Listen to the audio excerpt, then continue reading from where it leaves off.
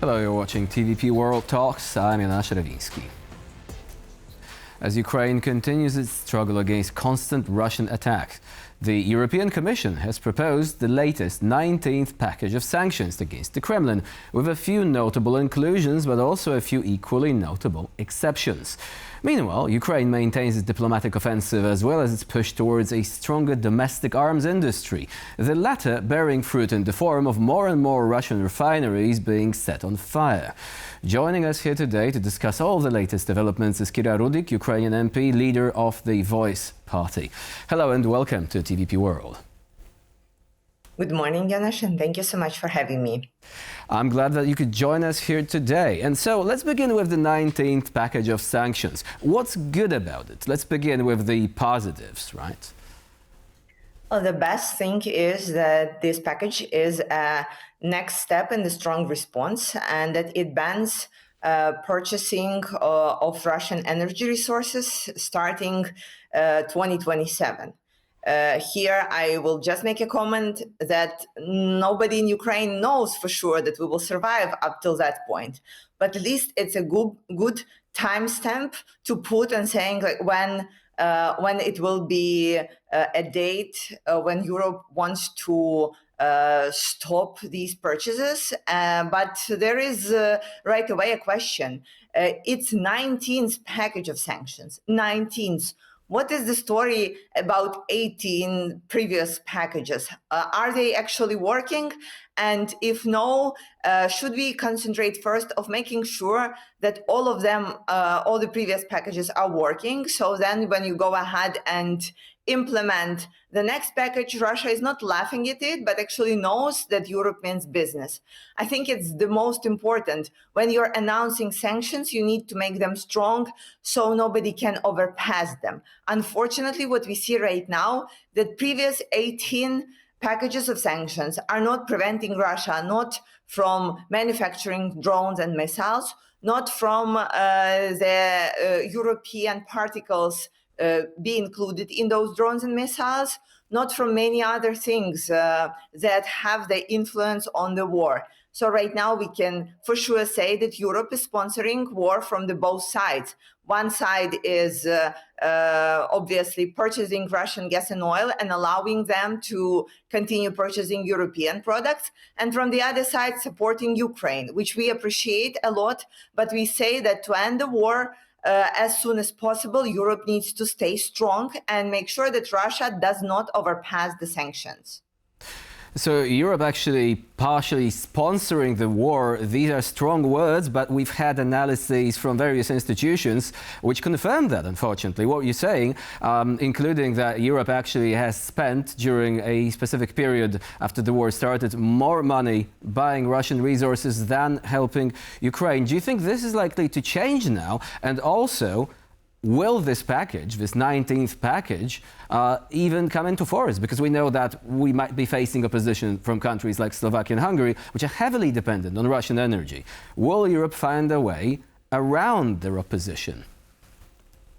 I think right now the situation is with pressure from President Trump that Europe will try to find a way to pass this package of the sanctions. So at least to have a statement that they are moving forward to contradict Russia's war and to put some sanctions onto them. However, there are still many things that are unclear. Again, like if even you put pressure on Hungary and Slovakia and the package goes submitted and voted for, then there is a question on would it actually work? And this is the main question that we are constantly asking. About the numbers, Janusz, I can tell you, like only for 2024, the total amount of Russian gas and oil that Europe has purchased exceeds 23 billion euros. It's a huge amount of money, and these are money that are going into Russia that then they are used, obviously, to support the regime and to continue the war. And this is the strongest thing and the most important question that we have. Another topic is targeting shadow fleet. So Russia is able to overpass the sanctions with the shadow fleet that includes about 700 ships. Each package of sanctions includes usually 60 or maybe 70 ships, but not 700. So the question is it that the list of 700 ships not known to European Commission, or why these half measures are being taken instead of the measures that will actually stop Russia's ability to go ahead? You in Poland right now understand that Russia is a threat to everyone, that they will not stop unless they are stopped. So we need to again have our voices united in proving that all the measures cannot be a halfway. They need to be all the way, stopping Russia right now until it is too late. And speaking of half measures, why do you think the question of tourist visas has not been addressed? There were initial signals that Russians might be banned from traveling into the European Union, but in the end, this was not included in this latest package of sanctions. This is such a painful question, because if you look at it right now from a normal person's standpoint, there was not an answer from NATO and not an answer from European Union to Russia's drone incursion to Poland. So there were some talks, there was some statement, there were condemnation, but no real answer to this attack. And banning visas would be a good answer because all the Russians will feel it. I think this is an attempt to say that this is Putin's war, but it is not.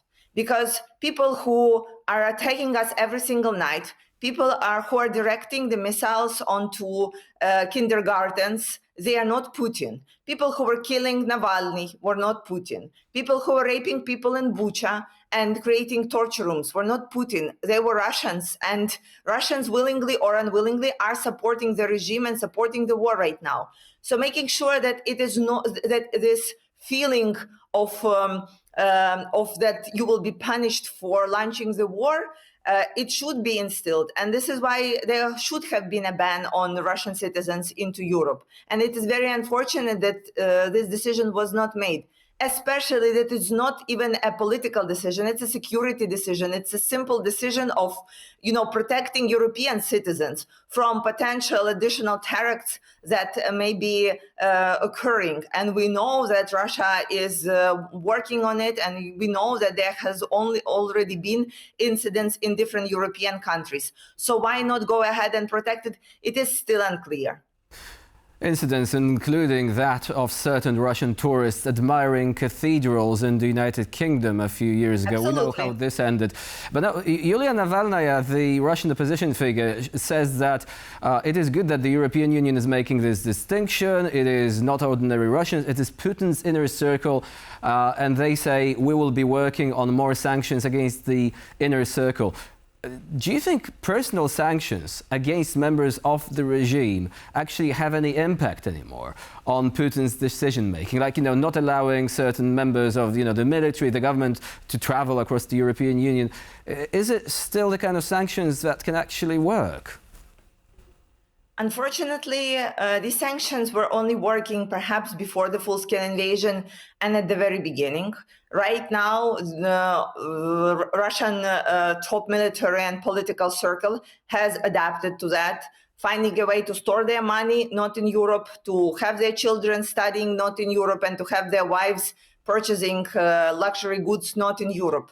So they have just moved from there, and they are not impacted. Even if you look at, and we have done a very good wide research about the yachts and luxury planes of Russian oligarchs, they are already not stored in Europe as well. So the sanctions on the personality is again an attempt of so-called Russian opposition to say that it's only Putin who is responsible for that. But if there was a strong condemnation of the war within Russians, Putin will not be able to continue that. And this is why this is a very dangerous attempt, saying that it's only Putin is bearing responsibility for the war, which is absolutely untrue. There are so many people who personally participated in the war, who understand and know what they're doing, and they still continue doing that. So we need to rethink completely from the purpose of the security of the Europe, the relations between Europe and Russia, not only right now, but moving into the future. And I do not think people really want to put themselves and their families onto the threat of people from the authoritarian regimes who can do whatever they are told to the countries where they are residing right now. Speaking of dangerous situations, we've had another incursion, this time in Estonia. What do you think should have been the reaction? Some people are actually referring to the situation with Turkey, which shot down a Russian jet when it violated its airspace, saying, well, this certainly prevented any violations there. Would this kind of move work in this context as well, do you think? Or would it be too much? You'll see after that, Russia never launched their fighter jets onto Turkish territory, because this is the only way that they understand that they have reached their red line. Right now, they are trying to find where the red line with NATO countries is. And they have launched first a couple of drones, then 20 drones into Poland. Right now they are trying to see where the borders in Estonia are, trying to figure out what the response would be. And the response needs to be perhaps asymmetric, but very strong. And again, what we have offered to our European allies is to go ahead and confiscate Russian money. There are 300 billion euros. They are still located in European countries. Everybody is lacking political decision and political will to go ahead and confiscate it. But it will be a very fair step, and it will not be a military step. It will be something that will actually hit Russia hard. But the worst thing that you can do with a dictator, with the bully, is to they just let it slide, hope that everybody will forget. And right now, Putin is doing this not to show Europe that Europe is weak, but to show all of his new friends, his allies, China, Iran, and North Korea, saying, look, Europeans will take it. We can increase pressure, we can increase the attacks, and they will just take it. NATO is weak, so we can plot whatever we want to go ahead. And this is so dangerous because it includes not only Ukraine, not only Poland or Estonia, it includes so many other countries. It includes the threat to Taiwan, the threat in the Pacific, the threat in African countries. Because right now, after the United States refusing to protect a European continent, all the authoritarian regimes are raising their heads and say, well, hello, we can go ahead and try it out. And this is incredibly dangerous from all sides and from all the standpoints. According to latest reports, Germany and several other countries which used to oppose the confiscation of Russian assets are now more open towards it. We'll see how it goes. For the time being, Kira Rudik was our guest today here on TVP World. Thank you very much for joining us. Thank you, and glory to Ukraine. And I'm Jan Ślewiński. You're watching TVP World. Please stay with us for more latest news, updates and commentary.